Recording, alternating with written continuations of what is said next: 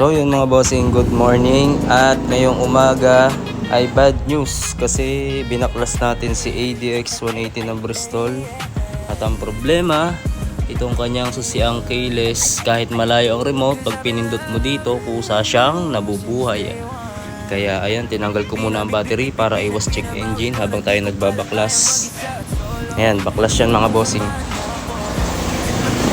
Ayan mga play rings.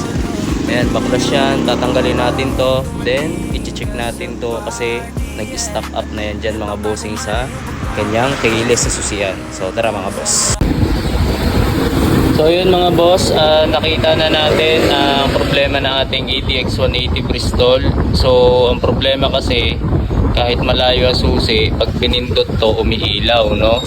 So, ibig sabihin, pwedeng manakaw ang ating motor. So, ito pala ang problema. Madumi. At ito yun, no? Ayan, yan mga boss. Tama mga boss ha, pipindutin ko ha. Magkukulay blue yan, tama. Ayan. Yan yung problema ng ating motor. Ayan, pwede siyang manakaw. So, ang magiging ano nito, magiging solusyon dito mga boss ay ayusin natin, no? Lilinisan natin to kasi ang connector nito ay ito. Ayan, yung maliit na spring na yan at yung bolang yon na nakalagay sa spring. Tapos ito yung yan, ito yung ating pumapalo dito para mabuhay yung ating keyless engine mga bossing. Ay, keyless na ating susian mga boss, no? So ipapakita ko sa inyo kung paano mga boss. So yan mga boss, nilagyan ko dito na maliit na cable tie, ayan, para hindi nalalaglag to at madali nating ikabit yung maliit na spring at saka yung bola mga bossing na to. Para kung sakaling ano man, ayan, nabubuhay siya. Diba? So ito po yung power ng ating keyless ng ating motor para mag-on ang motor. So lalagyan natin ng maliit na spring at yung maliit na bola para yun yung nagsisilbing tumutulak dito para hindi siya manakaw mga boss. So tara, pakita ko sa inyo kung paano gawin.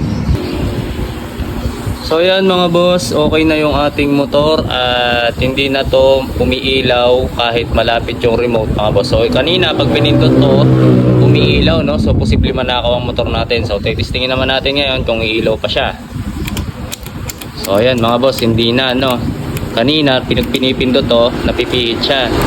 So mayroon kasing nakabara dito mga bossing na yung bilog na maliit na bearing. Tapos may spring dito na maliit. Pagkakonektahin nyo lang yun at saka yung pinakita ko kanina ditong parang maliit na washer na nakalawit. Yun yung pagkukonektahan ninyo para mawala yung kanyang pinaka-ground to. So ito mga boss yung susi. Ito yung mga susi. So sususian ko. Ayan, kulay pula. Then pipihitin ko. Ayan, nabuhay siya. As you can see, yan, nabuhay ang cage. Lobas yung ating ayan, kita nyo ha mga boss, no? Naka-on. So patayin natin ulit. Ayan. Ilan seconds. Ayan, so patay na mga boss, no? So pindutin natin. Ayan, hindi na po nabubuhay. So yun lang po ang problema mga boss. Pag naka-encounter kayo ng ganito sa mga naka ADX 180 dyan, Bristol, kahit 160 na ADX, pagka susi nyo ay malayo at pag pinindot nyo to ay nag-on, yun lang ang problema. Tingnan nyo lang to, itong mga boss. Yan, tingnan nyo lang tong ilalim na to kasi yan yung connector sa ating keyless mga boss. So yun lang, sana may natutunan kayo at pa-like and follow na yung mga boss. Thank you!